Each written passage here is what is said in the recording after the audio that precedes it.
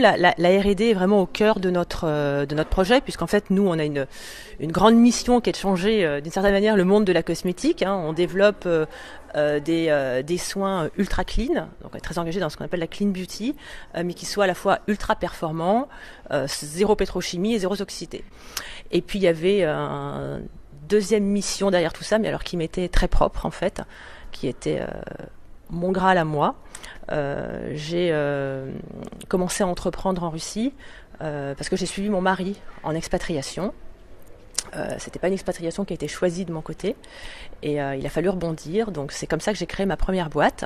Et de retour en France, il était évident que je voulais bien évidemment me relancer dans une nouvelle aventure entrepreneuriale, mais entre-temps j'étais devenue extrêmement militante pour l'entrepreneuriat des femmes, parce que j'ai toujours considéré que c'était l'entrepreneuriat qui m'avait, entre guillemets, sauvée.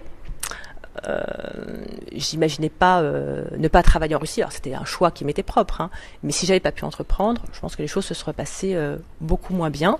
Et donc il y avait une dimension qui était importante pour moi dans le choix du canal de distribution qu'on allait mettre en place, qui était d'aider d'autres femmes à entreprendre, en leur créant des business clés en main, et donc en privilégiant un canal de distribution basé exclusivement sur la vente directe, mais une vente directe qui soit déringardisée, une vente directe 2.0. Alors on a 250 conseillères aujourd'hui.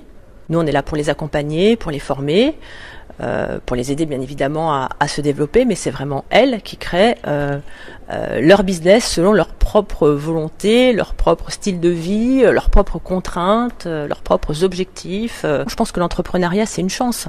L'entrepreneuriat, c'est une manière de prendre sa vie en main, de finalement s'asseoir un peu sur toutes ces problématiques et puis d'y aller, quoi.